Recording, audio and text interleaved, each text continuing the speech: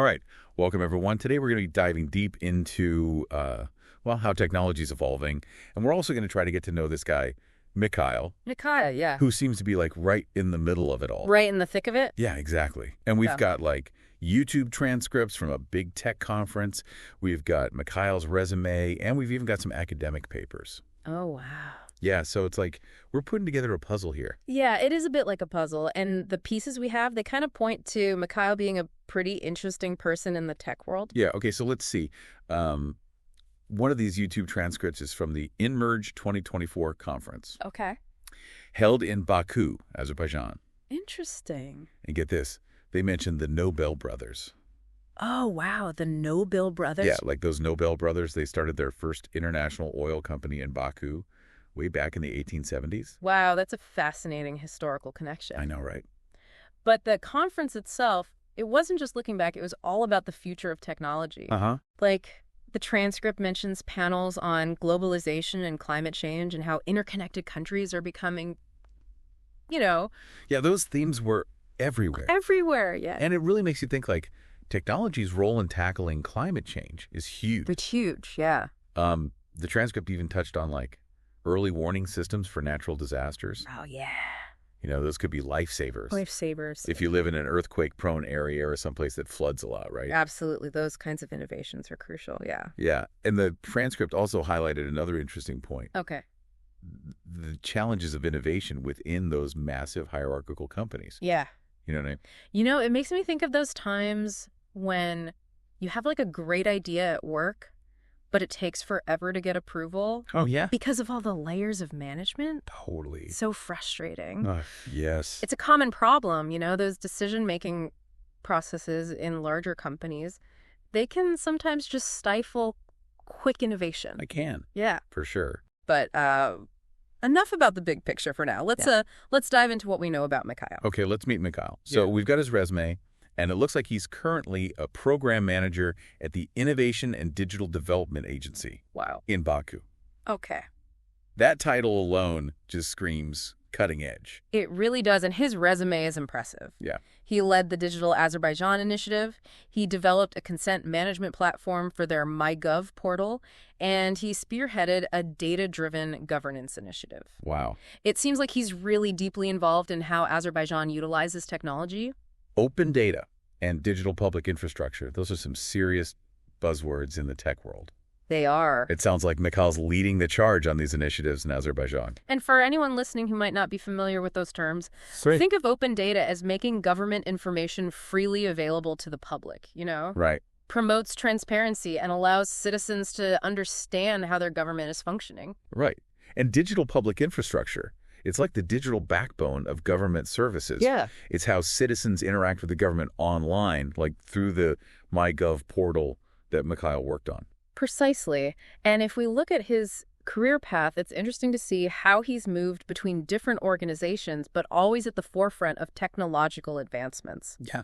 His resume mentions previous roles at RT Labs and Rostelecom, and he even worked at the Analytical Center under the government of Russia. So he's got experience in both the private and public sectors. Yeah, That's a unique combination. it is. And his educational background is equally impressive. Wow. 2 master's degrees, Okay. one from London Metropolitan University and another from the Higher School of Economics in Russia, Nice. plus a bachelor's degree in economics and financial management. Indeed, his educational background really speaks to his intellectual curiosity and dedication to lifelong learning. It does, yeah. And it seems his commitment to open data is a common thread throughout his career. He contributed to data.gov.ru, which is Russia's open data portal, and he was also involved with the Open Data Barometer. Okay, so he's clearly passionate about open data. Yeah. But what exactly is the Open Data Barometer? So it's basically a global index that evaluates how governments are releasing and utilizing open data. Okay. It looks at things like how easily data is available, its quality, and the impact open data initiatives are having. Okay. Mikhail's involvement really suggests a deep understanding of open data's principles and how it can be used effectively. So we've got a tech-savvy individual with a strong background in both private and public sector work, Yeah. plus a clear passion for open data. Uh-huh. But wait, there's more. Oh. We also found Mikhail mentioned in an academic paper published in the Orgazzi Journal. Really? And wouldn't you know it, it's a publication of the Higher School of Economics. That is an interesting coincidence. I know, right? What are the chances? And the paper itself is quite fascinating. Oh, yeah. It's a collection of theses from a conference titled Business, Society, Man. And Mikhail presented research on the British experience of its ethical aspects, which definitely sparks curiosity. The British experience of its ethical aspects. Yeah, that's a pretty broad topic. Right. I wonder what specific aspects of British society or business practices he focused on in his research. Yeah, it definitely leaves you wanting to know more. And it makes me wonder if there's like a connection to his work with open data and digital governance. Maybe he explored how the UK handles things like data privacy or transparency in government, you know? That's a great thought. And it really highlights how this deep dive is about more than just Mikhail's technical skills, right? Right. We're also getting a glimpse into his thinking about the bigger picture, how technology impacts society. Exactly. So tell me more about this academic paper. It sounds like a goldmine of information. It is. The paper covers a wide range of topics, all kind of looking at the interplay between business, society, and individual experience. Interesting. There's research on trust as an indicator of social mobility, comparisons of corporate social responsibility in Japan and Russia, and even a study on using social media to address alcohol abuse among young people. Wow, that's quite a variety. It seems like the conference organizers really wanted to explore all sorts of angles on these interconnected themes. They did, and it wasn't just limited to a Russian perspective either. Oh. There were researchers from all over the world, Japan, France, Finland, even a study on organizational communities in Latvia. It's amazing to see that global representation. Yeah. It speaks to the universal nature of these questions about business and society and technology. Absolutely. Out of all the research topics, were there any that stood out to you? Yeah, there were a few that really caught my eye. Okay. One explored the psychological factors that influence how real estate is valued in Latvia. Oh, well. It looked at things like how perceptions of safety and local amenities can impact property prices. That makes perfect sense. Those factors definitely play a role in how we value property. Yeah. Were there any others that sparked your interest? Absolutely. There was a fascinating comparison of sustainable endowment practices in Russia and Finland. Okay. Endowments are crucial for funding universities and nonprofit organizations. Right. So figuring out how to manage them sustainably is really important. It's all about making sure those organizations have the resources they need to continue their work for years to come, right? Exactly. It's amazing how all these seemingly different research topics ultimately tie back to this central theme of business and society and the human experience. You hit the nail on the head. Yeah. And that's what makes this deep dive so engaging. We're not just looking at technology in a vacuum, we're exploring its impact on people, ethics, and the broader societal context. It's like we're zooming in and out. Yeah. From the nitty-gritty details of Mikhail's career to these big picture questions about how technology is shaping the world around us. Exactly. We've explored the trends, we've delved into Mikhail's background, and we've even dipped our toes into this vast pool of academic research. Now let's bring it all together. Yeah. How do these pieces fit into a cohesive narrative? Okay, let's connect the dots. We know Mikhail is passionate about open data. He has experience in both government and private sector initiatives. Yeah. And now we see this academic side of him grappling with ethical considerations. What does this tell us about his potential impact in the world of technology? Those three elements, open data, government experience, and ethical awareness, really position him to be a significant influencer in shaping how technology impacts society, especially in a rapidly developing country like Azerbaijan. It really makes you think, doesn't it? Yeah. Consider his work with MyGov, Azerbaijan's digital public infrastructure platform. Right. It has the potential to revolutionize citizen engagement and pave the way for a more data-driven approach to governance. It certainly does. Yeah. MyGov could become a powerful tool for transparency, giving citizens access to government data, enabling them to track the progress of various initiatives, and even participate in decision-making processes. It's exciting to think about the possibilities. Yeah. But of course, we can't ignore the potential challenges Right. that come with increased digital governance. Of course. Data privacy, security concerns, and the potential for algorithmic bias are all issues that need careful consideration. You're absolutely right. Yeah. It's crucial to approach digital governance with a balanced perspective, acknowledging both the potential benefits and the potential risks. Right. It's like walking a tightrope. Yeah. You need to stay focused Yeah. and maintain your balance to succeed. For sure. It makes you wonder, how will Mikhail's commitment to ethical considerations shape the development of future technologies in Azerbaijan and beyond? That's a question I'll be pondering for a while. You know, we've been talking a lot about Mikhail's work with open data and digital governance. We have. But for those listening who might not be like tech experts, Yeah. could you break down what those terms actually mean Of course. in a practical sense? Yeah. So in simple terms, open data just means making government information freely available to everyone. Right. Think of it like this.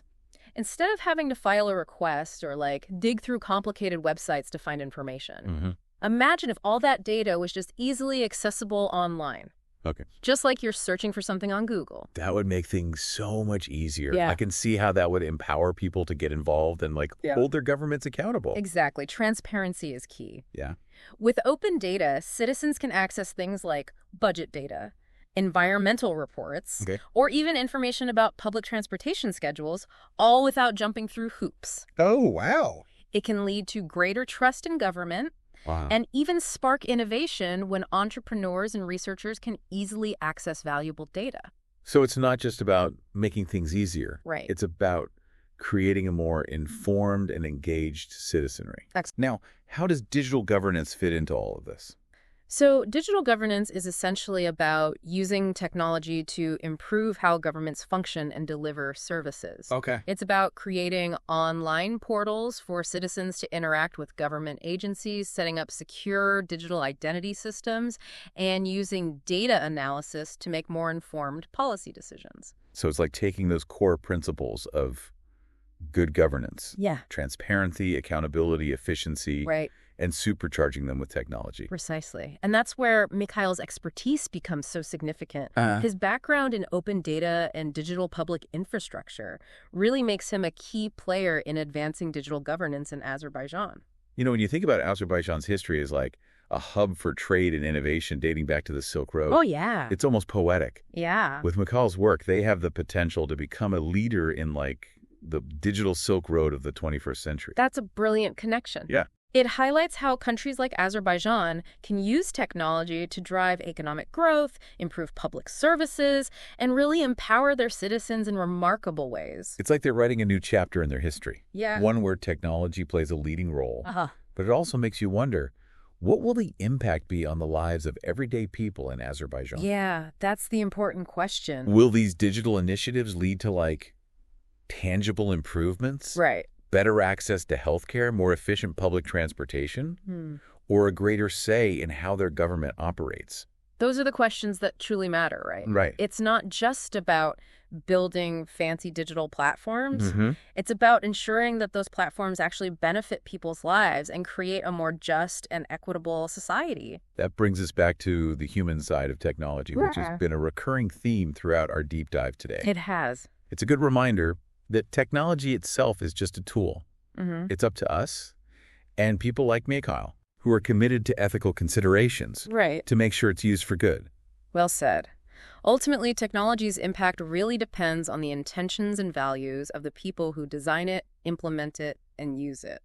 So, as we wrap up this deep dive, what's the one key takeaway you hope our listeners will walk away with?